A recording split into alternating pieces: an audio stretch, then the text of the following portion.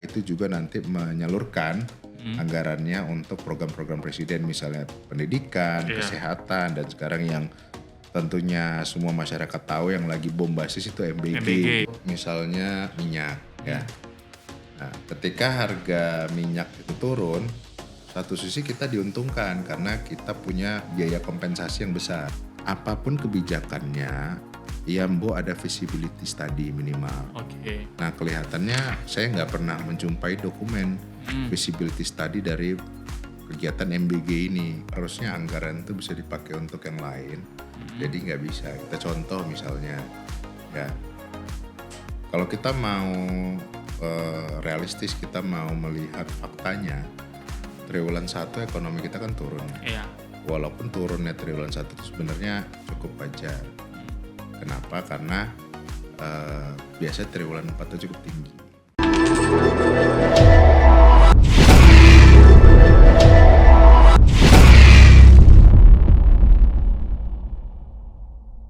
Assalamualaikum warahmatullahi wabarakatuh. Kembali lagi di gersospol.id. Hari ini saya sendiri, tidak bersama Seto. Kita membahas yang hari ini kita spesial membahas episode tema yang cukup serius, Bang. Karena di beberapa hari yang lalu tuh sebetulnya kita udah spill, Bang. Kita mau bahas apa hari ini dan akan mengundang siapa. Cuman namanya belum ya. Namanya belum. Kita mau mengundang seseorang lah yang memang punya barang nih, akan membahas satu isu, satu peristiwa yang mana per hari ini ya Bang. Ini kita taping jam kurang lebih 6:30 malam, berarti kurang lebih 2,5 jam setelah pembacaan nota keuangan dan RAPBN oleh Presiden Prabowo di DPR, kita langsung syuting gitu. 2 jam, ya kurang lebih 2 jam lah setelah itu kan. Saya jadi gak enak nih, gue jadi gak enak, gue masih pakai batik Bang. Bang Nalar santai dia. Jadi ketahuan ya pakai batik.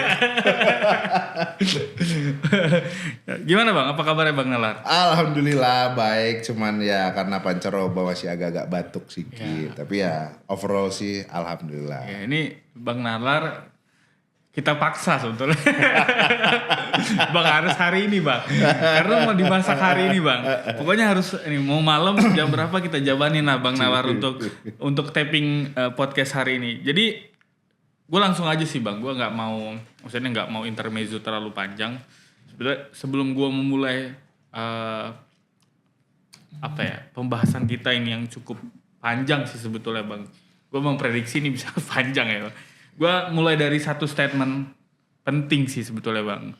Gue mulai dari satu statement Ketua Banggar Pak Said yang mengatakan bahwa RAPBN 2026 itu penuh dengan tantangan.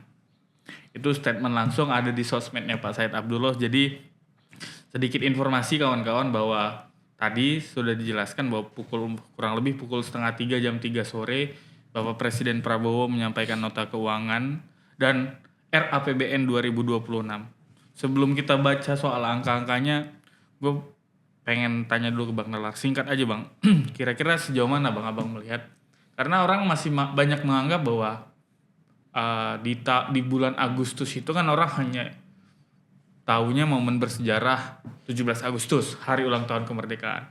Tapi jauh dari itu, ya itu bukan berarti nggak penting. Ada satu peristiwa penting lagi di Republik ini, sepanjang pemerintahan lah berjalan, bahwa ada satu tradisi sebetulnya. Itu tradisi ya Bang? Iya, selalu begitu. Tradisi di tanggal 15 atau 16 Agustus biasanya itu pembacaan RAPBN dan nota keuangan. Apa sih sebetulnya Bang urgensi dan pentingnya nota keuangan dan RAPBN 2026? Kita sebagai masyarakat nih harus setidaknya tahu lah berapa yang dianggarkan oleh pemerintah, kemana prioritas pemerintah. Gimana Bang Nalar? Ya, makasih. Jadi ini kan udah kayak kebiasaan ya. Setiap menjelang momen 17 Agustus, biasanya 1 hari atau 2 hari sebelumnya itu pembahasan nota keuangan. Jadi bersamaan dengan pidato presiden ya. Pidato kenegaraan di gedung DPR MPR. Jadi memang karena ini memang sudah rutin, tetapi memang di sini itu presiden kemudian mengungkapkan ya rencana-rencana strategis untuk tahun 2026. Jadi sebenarnya kalau misalnya kita lihat tidak hanya dari pidato, karena nanti pidato itu sebetulnya ada latar belakangnya atau ada data dasarnya itu yang kita sebut dengan nota keuangan. Nah, nota keuangan, dokumen nota keuangan itu biasanya ada yang dikeluarkan biasanya beberapa hari nih setelah pidato itu, karena nanti angka-angka yang disebutkan oleh presiden itu akan tercantum semuanya di sana gitu. Nah, dari data itu pula masyarakat itu bisa tahu bagaimana kemudian arah kebijakannya pemerintah, karena pemerintah itu kan tidak hanya belanja dalam rangka kemudian untuk kementerian lembaga saja, tetapi dari kementerian lembaga itu juga nanti menyalurkan anggarannya untuk program-program presiden, misalnya pendidikan, kesehatan, dan sekarang yang tentunya semua masyarakat tahu yang lagi bombastis itu MBG gitu ya. Dan sekolah rakyat. Ya, nanti ada nih Bang, ada pembahasannya. Ya, jadi memang pertama untuk dari sisi masyarakat itu, masyarakat tahu kira-kira anggaran yang akan disampaikan totalnya berapa, kan itu kan munculkan harapan. Kita masih ada gini ya, untuk bentuk negara hadir itu dari sisi itu. Nah, di sisi lain juga kan biasanya yang angkanya juga cukup fantastis itu selain pendidikan, karena itu mandatory spending ya, 20% dari APBN kan, dari belanja. Itu juga ada kesehatan yang 5%, tapi juga ada perlinsos. Nah, perlindungan sosial itu ada juga bantuan sosial, ada juga kemudian biaya-biaya yang lain ya, PKH, bla bla bla, itu program-program yang lain dalam rangka perlindungan sosial. Termasuk juga kalau saya nggak salah subsidi LPG 3 kilo itu masuk dalam itu kalau saya nggak salah. Nah, jadi anggaran-anggaran itu yang kemudian menunjukkan bahwa negara juga hadir melalui pemberian akses ya dari bagian dari belanja negara kepada masyarakat dalam bentuk program strategis gitu ataupun program yang sudah dilakukan sebelumnya. Jadi itu yang penting untuk ya walaupun mungkin kebanyakan orang juga kadang tidak kemudian mencatat atau notice soal hal ini gitu ya, hanya sebagian orang. Tapi di sisi lain hal ini untuk dari sisi akademisi, dari sisi pengamat ekonomi gitu kan, itu yang kemudian nanti akan mencernanya. Yang kemudian apa sebenarnya saat ini itu pemerintah masih pro rakyat atau tidak, atau memang berfokus pada dalam rangka perwujudan kesejahteraan masyarakat atau enggak. Itu yang dari sisi masyarakat, karena kan nggak hanya masyarakat, ada investor dan segala macam sebetulnya. Kalau investor nanti ya beda lagi kan gitu. Oke Bang, karena gue udah memulai dengan satu statement dari Ketua Banggar, ini kan masih bentuknya kan masih RAPBN kan? Iya. Masih rancangan. Betul. Artinya juga ketika ini masuk ke DPR ini masih statusnya masih RUU ya Bang? Rancangan ya kan? Nah, di pembacaan, di pidato Presiden soal nota keuangan itu Presiden menyebutkan bahwa rancangan belanja APBN pemerintah tahun 2026 3.786,5 triliun. Dan itu nanti kita akan bahas terkait pembagiannya ya, karena Presiden juga menyinggung bahwa 3.786,5 triliun itu nanti akan dibagi ke 8 program prioritas.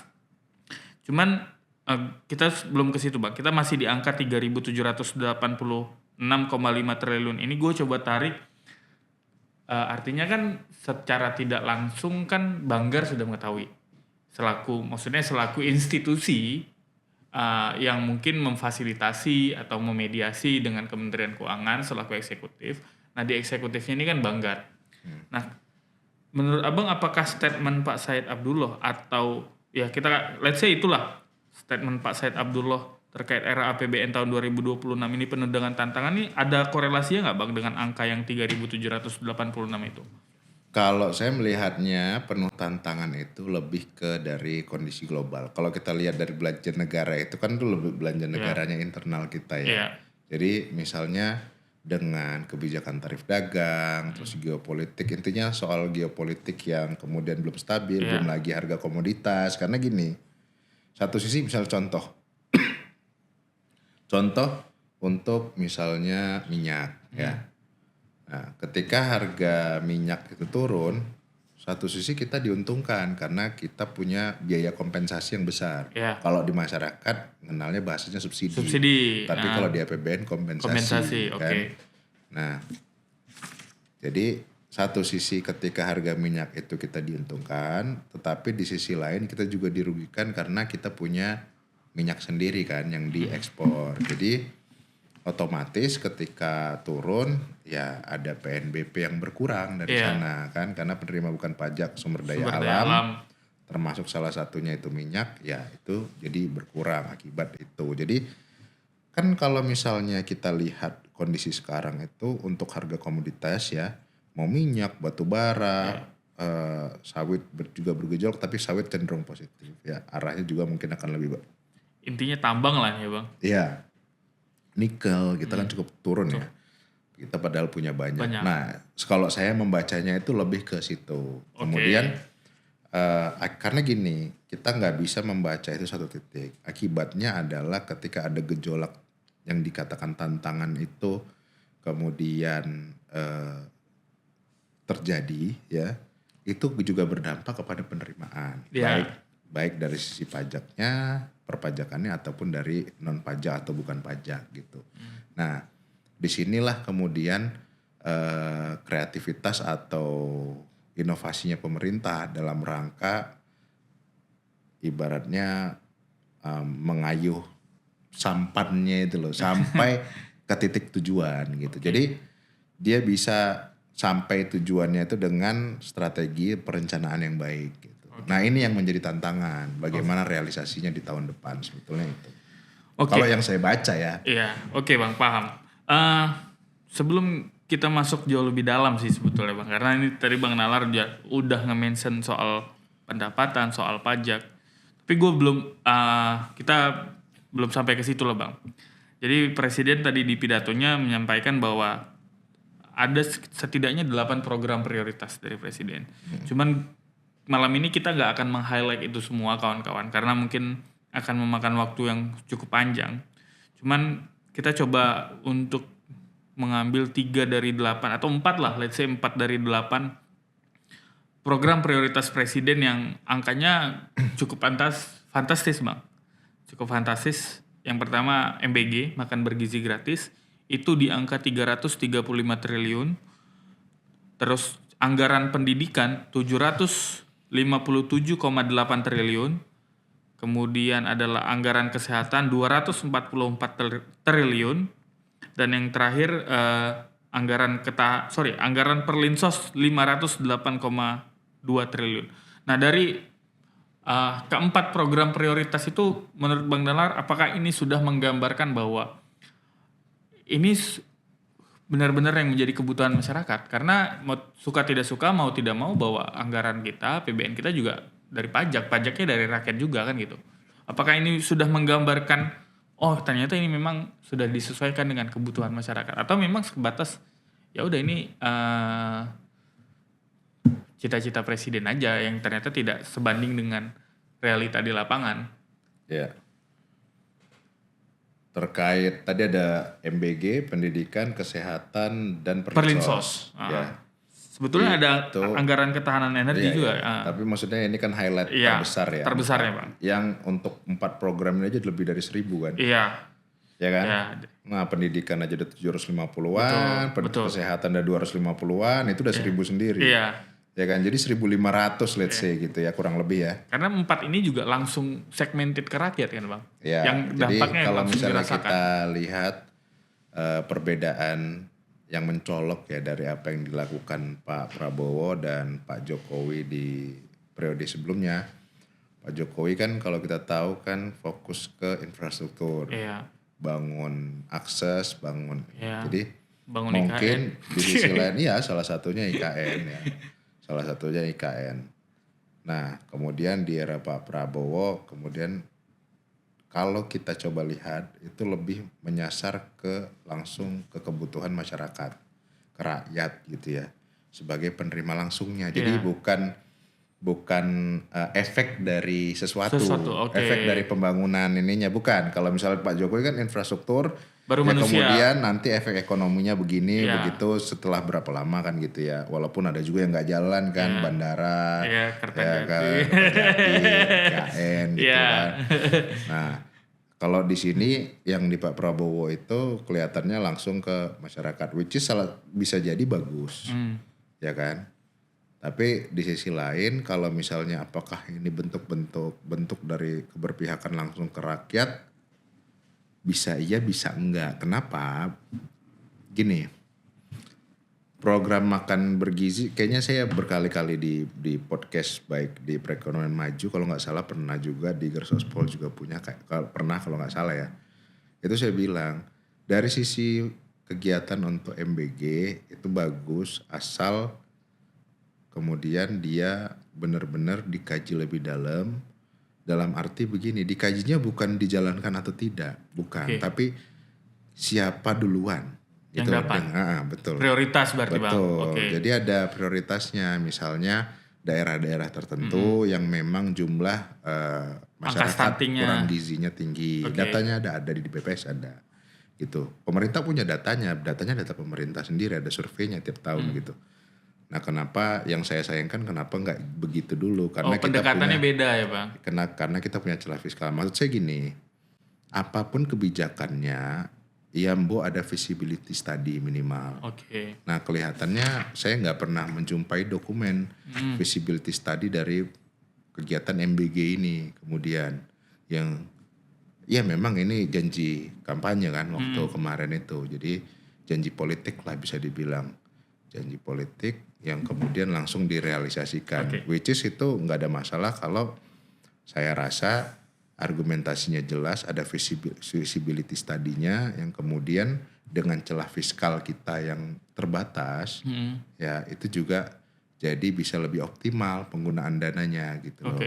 Nah pertanyaannya apakah dengan dana 300 itu kemudian langsung meningkatkan multiplier efek yang tinggi? Iya. Kan pertanyaannya begitu. Tapi karena kan omongan presiden juga meningkatkan, maksudnya salah satu poin penting dari MBG ini adalah multiplier effect kan Bang? Betul. Nah, mungkin juga bisa bagus kalau misalnya MBG ini kemudian adalah pelaksanaannya itu mungkin dengan program yang baru misalnya Koperasi Merah Putih itu emang bisa diintegrasikan secara baik gitu ya. Jadi melihatnya secara holistik dari dari sumber daya di desa yang kemudian dikelola sedemikian rupa dikaitkan dengan kemampuan dan program dari itu, karena itu kan duit semua ya. Nah, ekonomi daerah juga bisa jalan gitu. Nah, sekarang tinggal masyarakat atau siapapun pihak yang kemudian sambil ikut mengawasi gitu. Ya juga pemerintah juga nggak boleh membatasi ketika ada, kan ini negara demokrasi, kita masih mengaminin itu ya. Ya, ketika misalnya ada komplain, ada apa ya itu harus disikapi juga dalam rangka untuk mengarah perbaikan gitu. Oke Bang, sebelum gue masuk ke program prioritas berikutnya, karena lo udah nyinggung soal visibility studies-nya, dan ini udah berjalan kurang lebih ya let's say 10 bulan ya Bang MBG ini, hampir 10 bulan ya. Nah, menurut lo apa sih sebetulnya yang menjadi efek kalau ini terus dibiarkan? Artinya ini kan mau setahun, otomatis evaluasi juga ada kan. Nah, apa sih yang efek jangka pendek, jangka panjang ketika karena lu bilang belum menemukan dokumen visibility study dari MBG ini, apa efek yang mungkin bisa ditimbulkan dari ketidakhadiran visibility study ini? Loh, ketidakhadirannya adalah harusnya anggaran itu bisa dipakai untuk yang lain. Jadi nggak bisa. Kita contoh misalnya, ya kalau kita mau realistis, kita mau melihat faktanya, triwulan 1 ekonomi kita kan turun. Walaupun turunnya triwulan 1 itu sebenarnya cukup wajar. Kenapa? Karena biasanya triwulan 4 itu cukup tinggi. Ya, karena baseline di triwulan 4-nya kan tinggi. Tapi kalau misalnya YoY di perbandingan antara triwulan 1 yang setahun sebelumnya dengan periode yang sama. Nah itu kan ekonominya jadi kurang bergerak karena ada Inpres nomor 1 kan ya. Iya. Nah itu yang kemudian soal efisiensi menahan itu. Dari situ kita bisa lihat bahwa MBQ yang sebelumnya nggak ada dalam arti angkanya nggak segitu besar. Iya. Kemudian diinjek dengan dana yang besar, harus ada yang dikorbankan dong. Betul. Gitu. Nah, apakah kemudian dengan mengorbankan itu menjadi lebih baik kan itu? Nah, kita nggak bisa melihatnya. Kenapa? Karena nggak ada visibility tadinya gitu loh. Kita nggak menilai. Kita hanya bisa menilai itu setelah program ini jalan, kemudian ada evaluasi gitu. Tapi siapa yang bisa melakukan evaluasi dengan sampel segitu banyak? Iya. Kalau nggak pemerintah sendiri. Nah, di sisi lain kalau pemerintah sendiri yang melakukan evaluasi, ya harapannya justru bagus. Tapi di sisi lain dengan polemik pertumbuhan ekonomi yang 5,12% itu aja, yang tidak diterangkan pemerintah secara gamblang, dan bahkan ada satu lembaga penelitian yang kemudian mengkomplain sampai ke lembaga internasional, itu pun masih tidak dijelaskan detailnya kenapa itu 5,12. Itu menjadi pertanyaan. Jadi pemerintah itu seolah-olah tidak transparan terhadap data yang diungkapkan. Oke. Nah kalau yang itu aja nggak diberesin, makin lama kepercayaan orang makin turun. Efeknya bisa kemana-mana, investasi nggak jalan, orang nggak percaya, investor ya udah ngapain investasi di Indonesia. Ini sekarang jangan sampai dengan kondisi yang kayak gini, semua pemain dalam yang memainkan kue-kue ekonomi yang menggerakkan ini semua, termasuk siapapun investor, itu kemudian tidak datang ke Indonesia karena tidak percaya. Dia lebih memilih Vietnam, dia lebih memilih negara yang lain, Asia Tenggara, ya dia cuma lihat aja oh Indonesia begitu. Tapi dia nggak mau invest, kenapa? Nggak percaya, nggak ada yang bisa dipegang. Betul. Kita nanti akan masuk ke 5,12 Bang. Oke. Kita akan masuk ke 5,12 karena Presiden juga udah nyinggung soal pertumbuhan ekonomi. Target pertumbuhan ekonomi 2026 itu sekitar 5,14%. 5,4. Dan nanti kita akan ke situ. Cuman kita balik lagi ke soal program prioritas Presiden. Kita udah bicara MBG, sekarang kita bicara yang tadi Abang juga udah singgung soal mandatory spending, anggaran pendidikan. Kalau kita berkaca dari sebelum-sebelumnya nih Bang, ya karena undang-undang juga sudah mengamanahkan bahwa 20% anggaran adalah anggaran pendidikan. Namun ternyata realisasi anggarannya itu bahkan kurang lebih 5 tahun ya Bang. 5 tahun, lebih dari 5 tahun itu tidak pernah mencapai angka 20%. Artinya ya teman-teman bisa simpulkan sendiri bahwa pemerintah sebelumnya abai terhadap amanat undang-undang soal besaran anggaran pendidikan itu. Nah, sekarang kita ke angkanya Bang. Disampaikan oleh Presiden angkanya itu 757,8 triliun anggaran pendidikannya, dan ini Presiden mengklaim bahwa terbesar sepanjang sejarah NKRI. Nah, bagaimana Bang melihat kita miris lah Bang. Karena kita bicara soal generasi emas, otomatis kan pendidikan menjadi salah satu variabel yang harus penting ya. Nah, ketika anggaran pendidikan itu tidak mencapai 20% realisasinya, ini bukan pembagian ya. Kalau dibagi dari 3.786,5 triliun, itu sampai angkanya ke 757,8 triliun, itu lebih dari 20%. Ya sampailah 20%. Cuman kan yang menjadi problem adalah realisasinya. Nah, gimana Bang melihat apakah ini menjadi tantangan tersendiri Bang untuk pemerintahan Pak Prabowo? Karena ya kalau kita bicara APBN 2025 kan itu tidak murni 100% Pak Prabowo dan tim yang menyusun kan gitu. Nah, ini di tahun 2026 artinya legitimasi penuh ada di tangan Presiden Prabowo untuk menentukan angkanya. Gimana Bang melihat? Apakah ada potensi semacam itu kembali terulang, dan kira-kira apa yang perlu diantisipasi oleh tahun ini apa tahun depan? Tahun depan.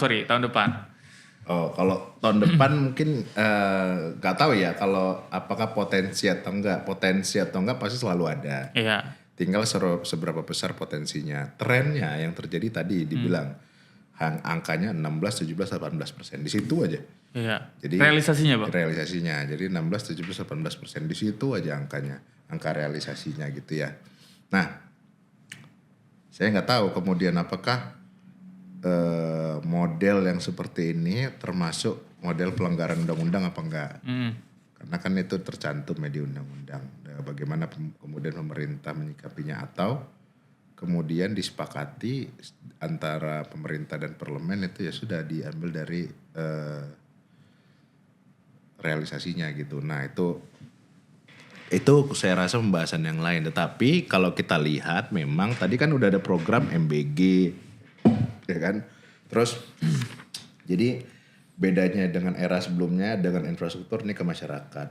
Nah kalau kita lihat sering pidatonya dan statement-statement dari pejabat negaranya kan dalam rangka juga proses mematangkan dari memanfaatkan dari bonus demografi ya. Iya.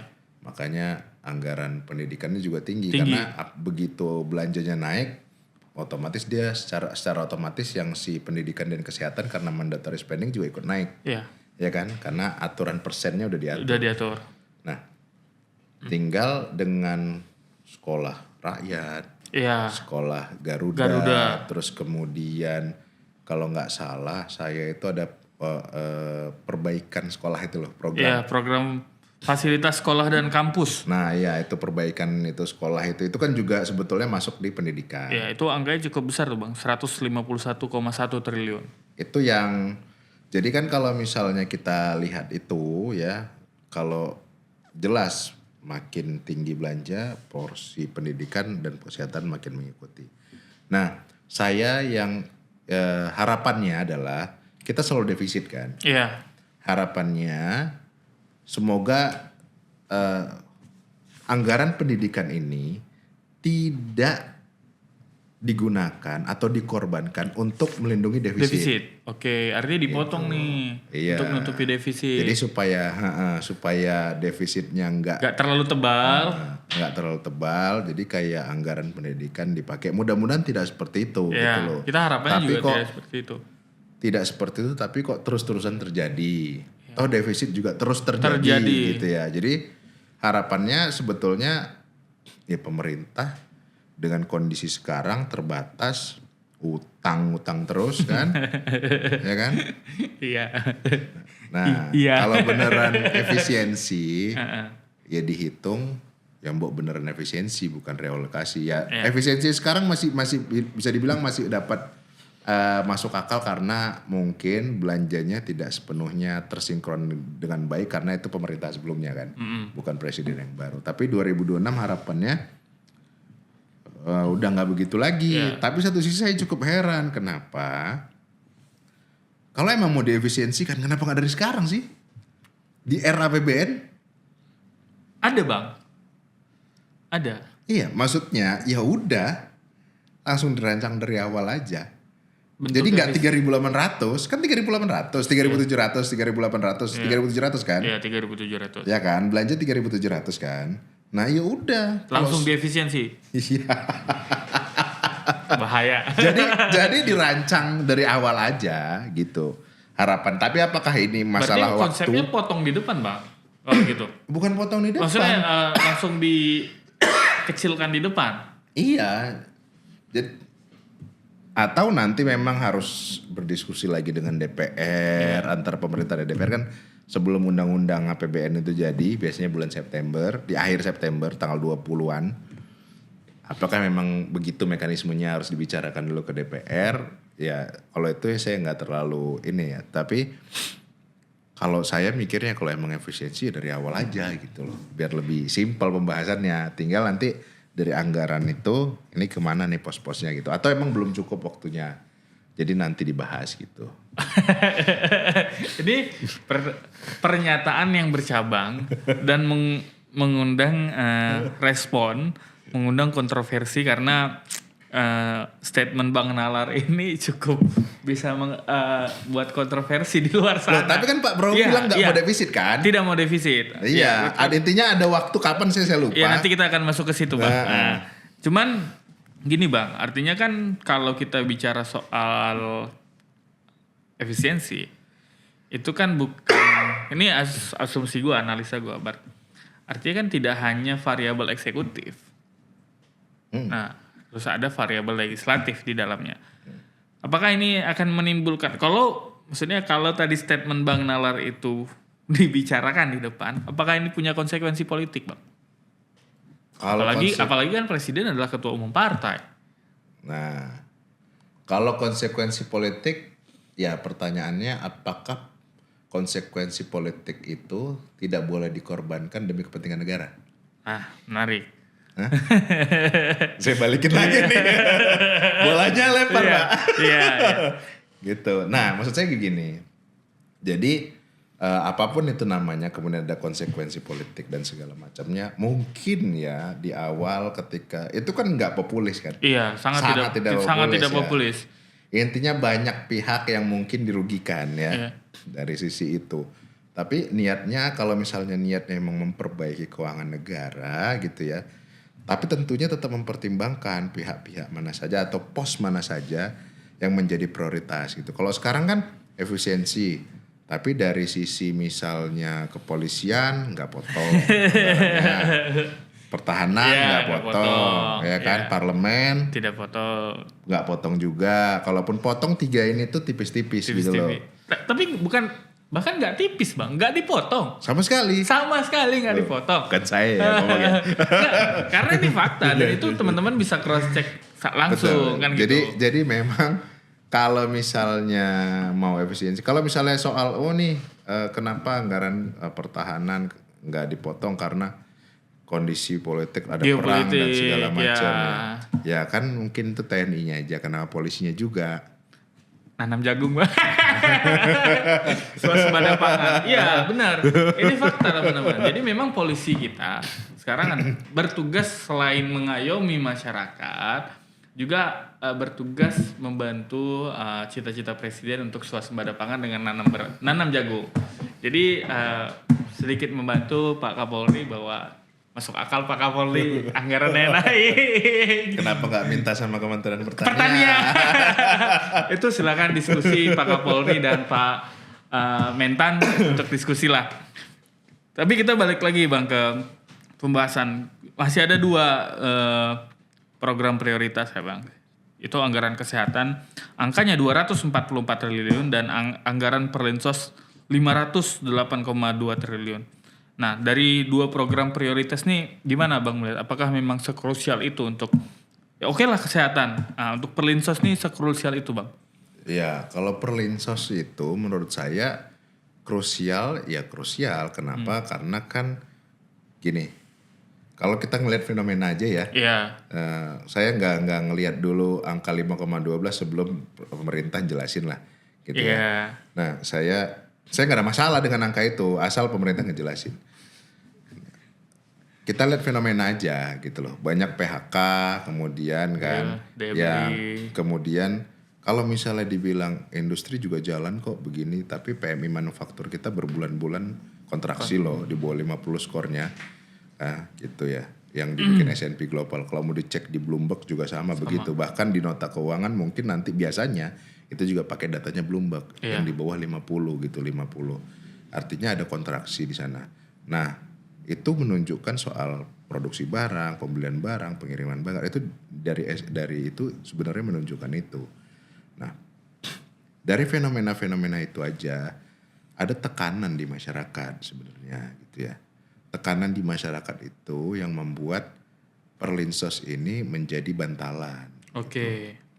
Masih dibutuhkan, tinggal bagaimana kemudian eksekusinya dan segala macam itu adalah domainnya pemerintah ya untuk memikirkan itu. Perlinsos tetap penting, tapi menurut saya harusnya Perlinsos itu juga diiringi dengan program untuk perubahan atau menaikkan derajat atau kualitas ekonomi hidup masyarakat sendiri supaya kesejahteraannya tidak hanya sebagai dari Perlinsos itu gitu loh. Itu kan hanya bantalan sementara. Stimulus. Gitu.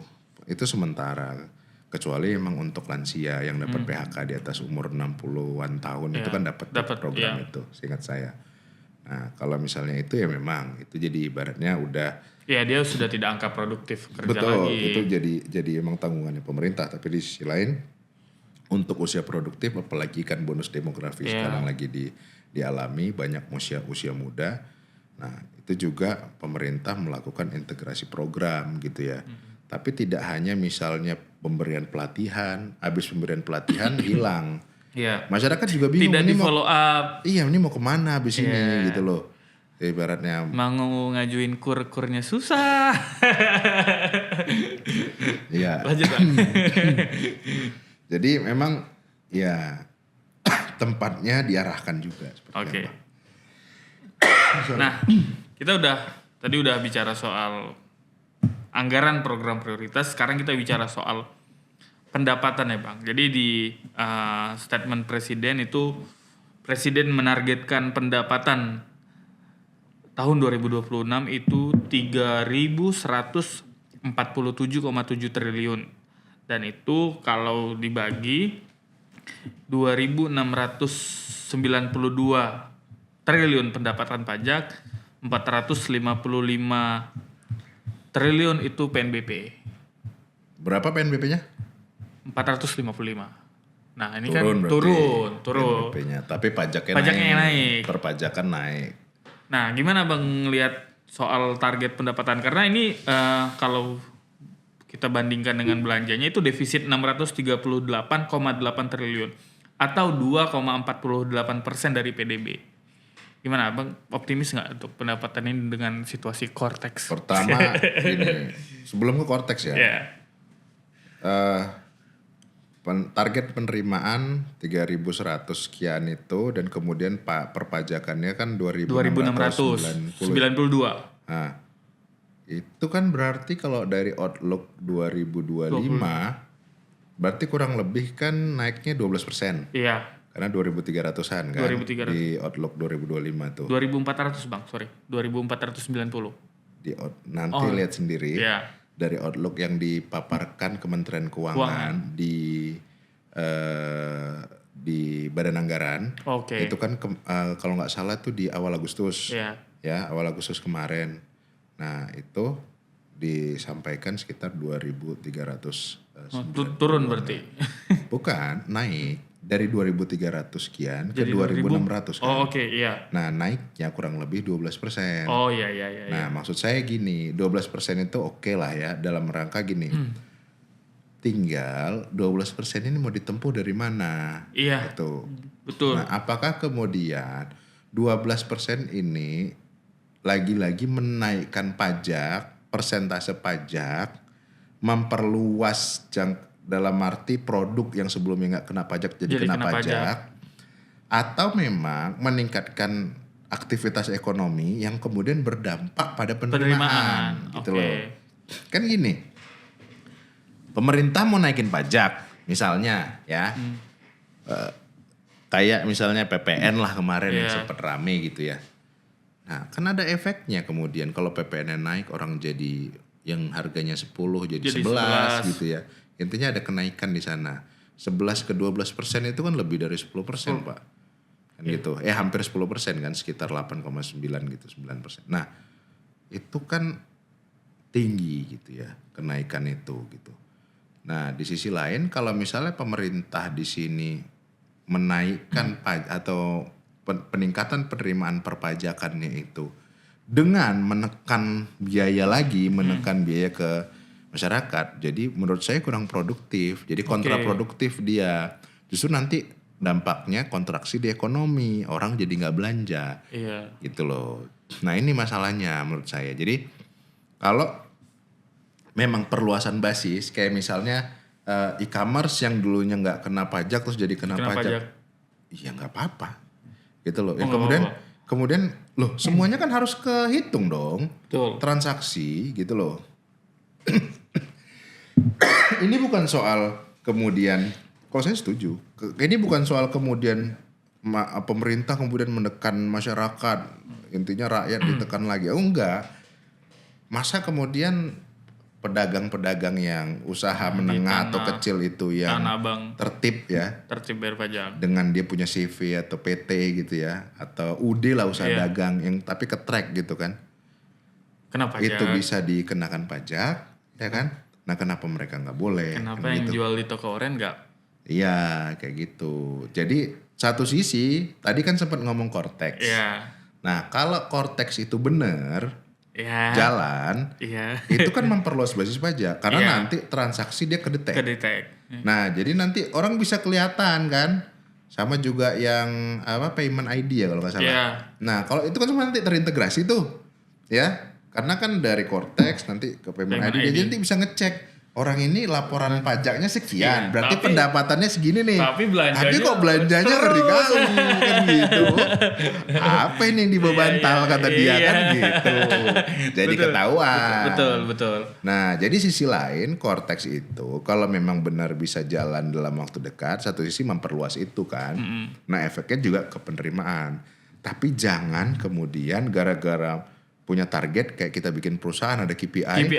Yang penting pendapatan targetnya naik aja. Ya. Mau kita hajar itu masyarakat segala macam ya nggak boleh gitu dong. Yang penting achieve aja gitu. Nah, ya. yang penting achieve jangan nanti kontraproduktif tadi itu usaha nggak jalan, investor nggak masuk karena dampaknya nggak sesederhana itu gitu loh. Jangan tiba-tiba nanti karena udah mulai di-spill tuh kalau nggak salah sama pemerintah PPN kita masih rendah. Ya, Ada tuh mulai gitu loh. Benar. Ya kan?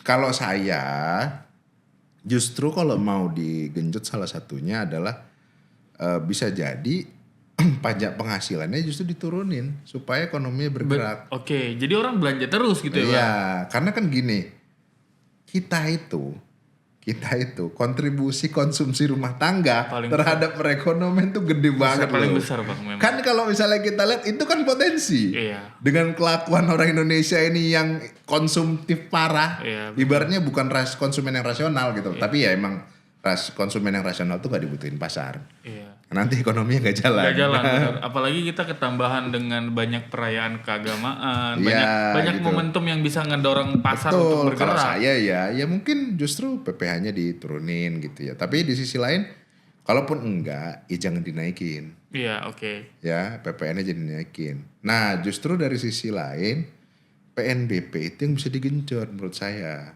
Iya, karena salah satu poin PNBP itu ada soal DHI juga kan, Bang? Iya, tapi maksud saya bukan itunya minimal, bukan soal DHE-nya, tapi dari SDA-nya. Oke. Ya, Pajak royalty. pajak dari sumber daya alam itu batu bara yang intinya yang rusak deh Iya. gitu, sederhana ya. Ya. Yang rusak deh nikel. Ya kita nggak usah tutup mata lah. Nikel. Morowali itu kayak apa? Nikel ngerusak, Bang. Kan ujungnya jadi baterai, Iya, jadi baterai. Terus listriknya pakai apa? batu bara. Ya udah, makanya. Buat temen-temen EV geng nih dengar. Ya Tidak boleh ada aja, nggak ada masalah beli kendaraan listrik, tapi jangan kemudian ya. kemudian mengklaim bahwa kendaraan listrik itu ramah lingkungan. ramah lingkungan, yang enggak juga gitu. Kalau misalnya dia emisinya lebih sedikit dari bahan bakar minyak, mungkin iya. Ya. Tapi kemudian dia menjadi ramah lingkungan benar-benar ya enggak juga. Orang listriknya masih batu bara, lebih dari 50% listrik kita. Kecuali ngecasnya pakai tenaga surya. Kuat enggak mobilnya? Tolong produsen mobil listrik ya. Tapi kan lagi rame tuh yang soal air. Iya, Nah, hidro. Nah, itu liwat itu. Iya. Walaupun pakai baterai juga. Iya. Kan buat nyimpen tapi. Iya. Ya kan? Tapi itu kita bahas nanti, Bang. Kita balik lagi ke sini, Bang.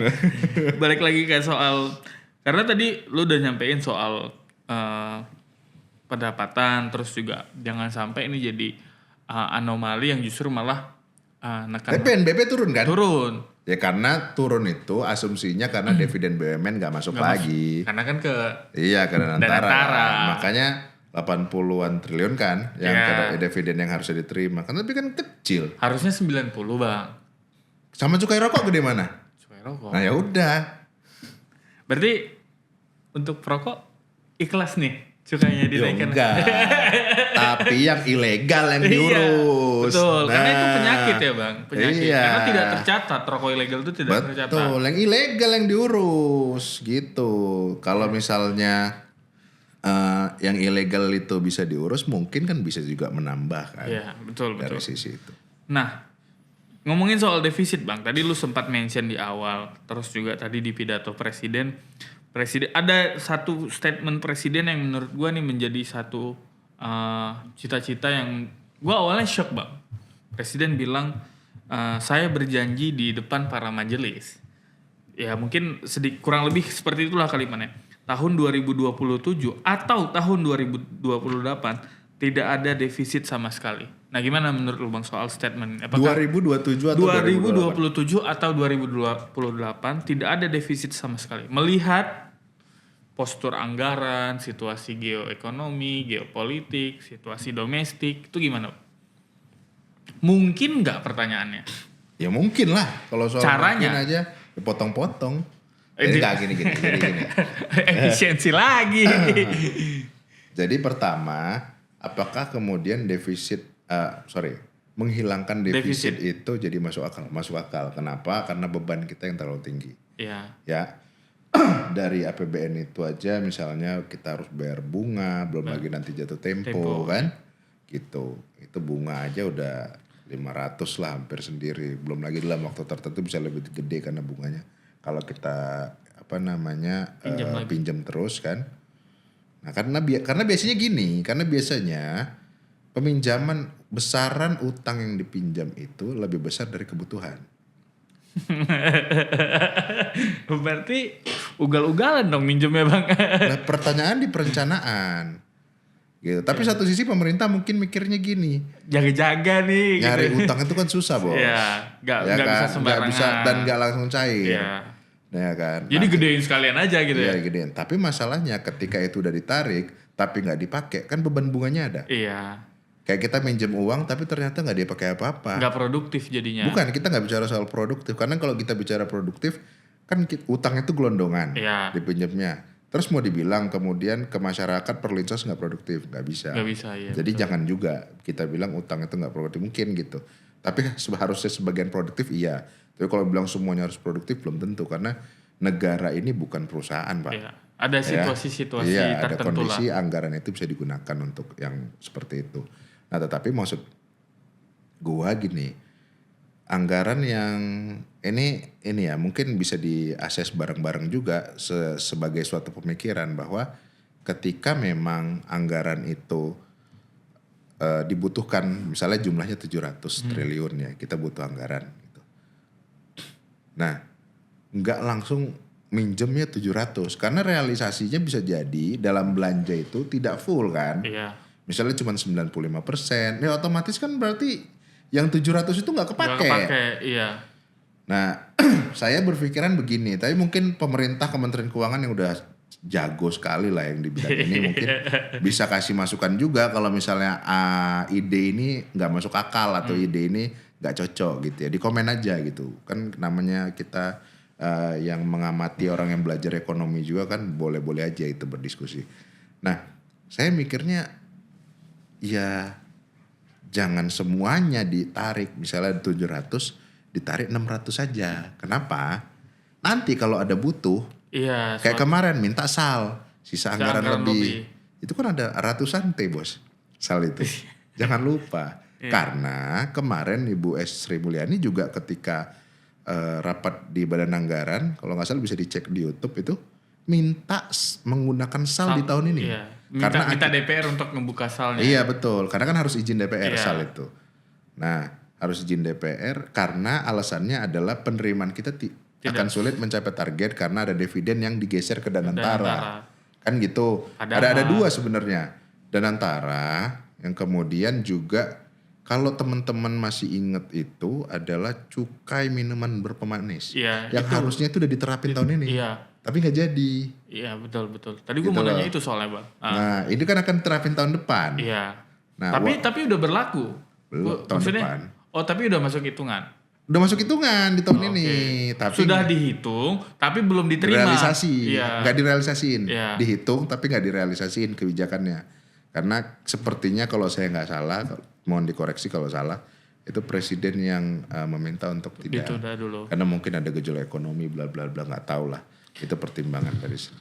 Oke bang, ada satu statement lu yang lu ulang-ulang berkali-kali dan ini kita udah tinggalkan dulu soal APB. Kita tinggalkan dulu pendapatan, kita tinggalkan dulu belanja, kita tinggalkan dulu program prioritas. Gue sebenarnya mau bahas soal TKD, cuman kayaknya waktu kita nggak cukup nih bang.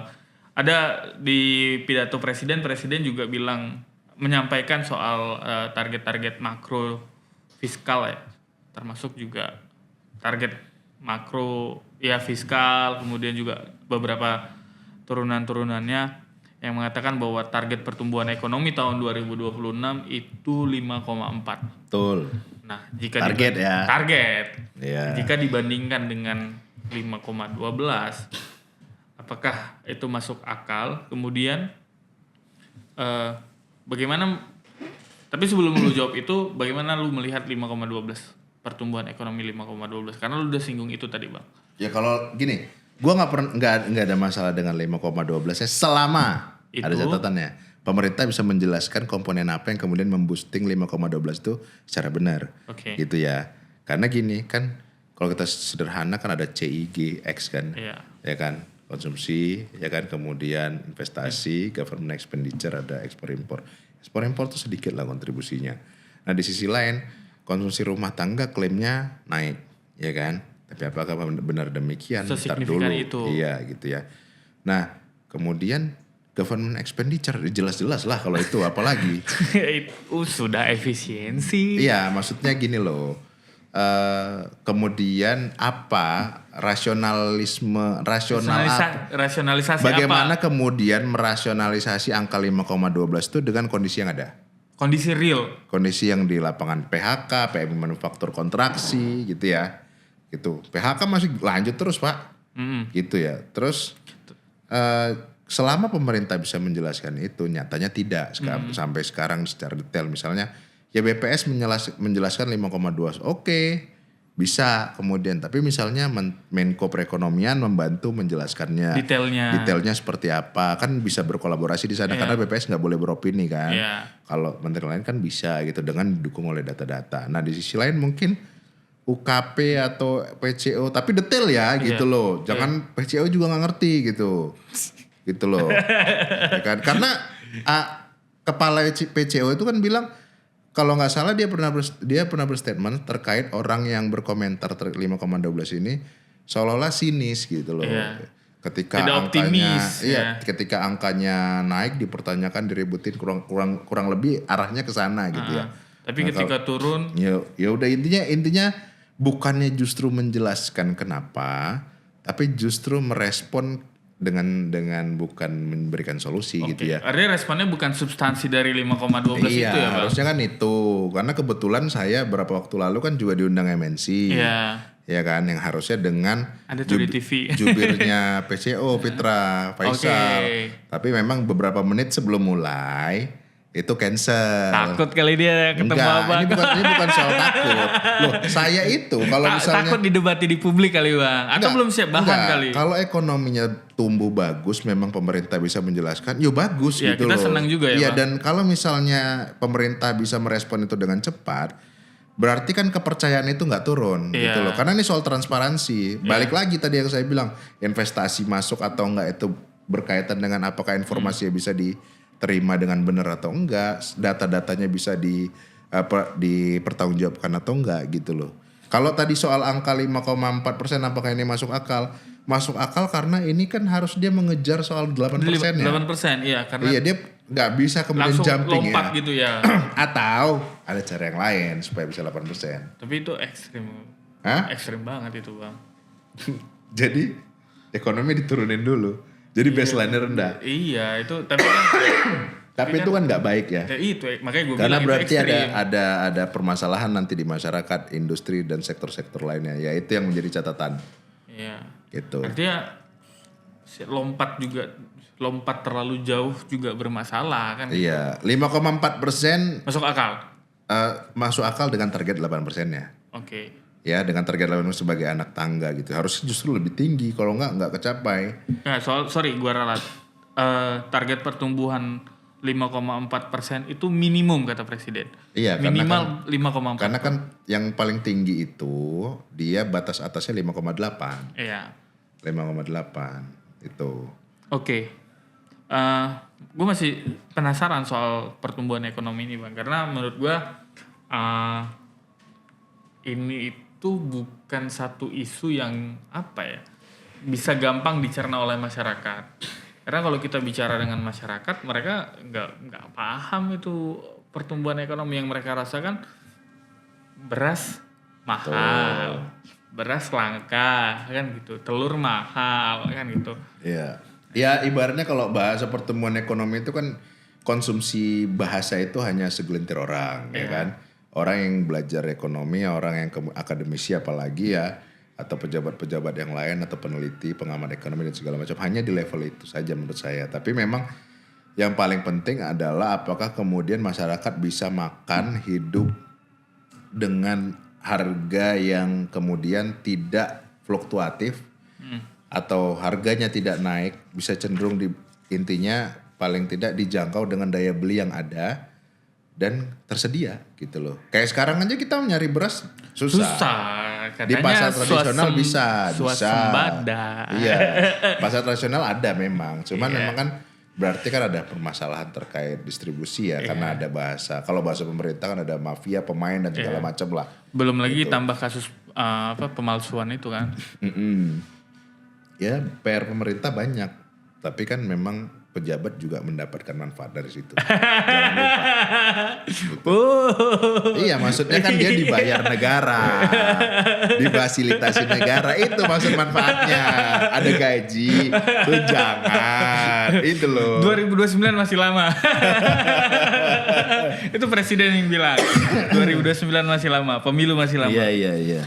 Oke Bang, sebenarnya banyak banget yang pengen gue tanya, termasuk soal inflasi 2,5%, suku bunga 6,9%, suku bunga SBN ya Bang, terus juga nilai tukar 16.500, pengangguran terbuka 4,44% sampai 4,96%. Terakhir Bang sebelum gue tutup ya, karena jadi hari ini presiden 2 kali pidato. Ntar dulu, perasaan tadi gue udah bilang jangan lama-lama. Kok jadi lama? Gak bisa Bang, gak bisa. Ngomong sama lu tuh harus, kalau 2 kali 45 menit juga gue. Jadi ini ya, catatan gue banyak.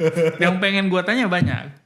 Cuman rasanya kalau kita ngomong terlalu lama Bang, kemana-mana jadinya. Iya. Terakhir Bang, jadi pagi tadi presiden ngomong pidato kenegaraan.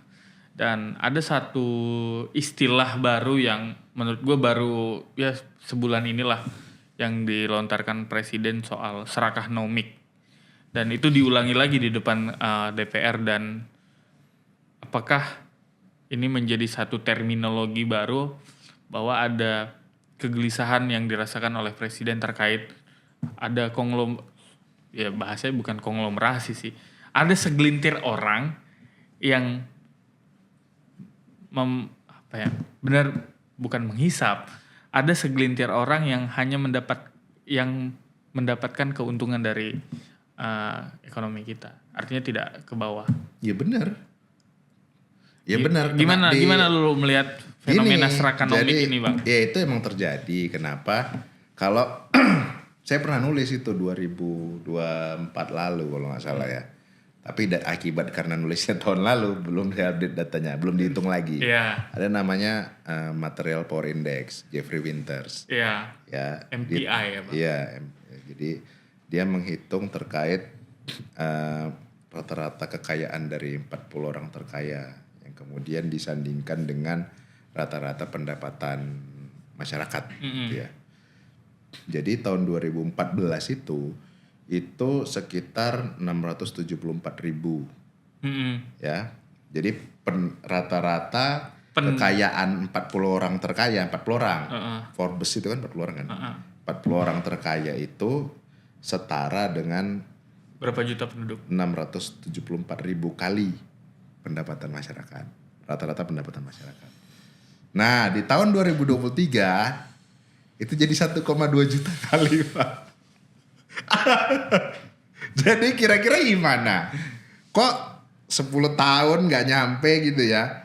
Lonjakannya fantastis gitu loh. Iya, lebih dari 15, 50 16, 17, 18, 19, 20, 21, 22, 23, 9 tahun, Pak. Yang kaya ya mereka-mereka aja ya, Bang. Iya, itu saya pernah nulis itu di tahun lalu. Tapi gini, Bang, lu melihat fenomena ini sebetulnya dampak apa yang paling mungkin bisa dampak negatif apa yang bisa ngefek ke masyarakat? Ya sederhananya berarti pertumbuhan ekonomi itu tidak berkualitas.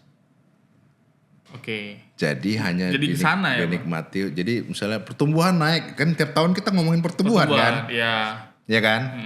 Tapi coba lihat di sekeliling kita atau misalnya dari data seberapa jauh angka pertumbuhan ekonomi itu mampu misalnya mengurangi pengangguran, kemiskinan, ya, terus masalah-masalah perekonomian masyarakat gitu ya, kesejahteraan. Ya, balik lagi sektor real ya, Pak. Betul, belum lagi isu BPJS yang dikurangi ininya, jatahnya untuk apa-apa aja. Kelasnya itu, Pak. Kelasnya kan segala macam. Nah, yang kayak gitu itu loh. Jadi kue ekonomi atau manfaat dari pertumbuhan ekonomi itu hanya dirasakan segelintir kelompok gitu. Jadi dia tidak merambah sampai seluruhnya. Mungkin dirasakan dalam bentuk perlinsos tadi.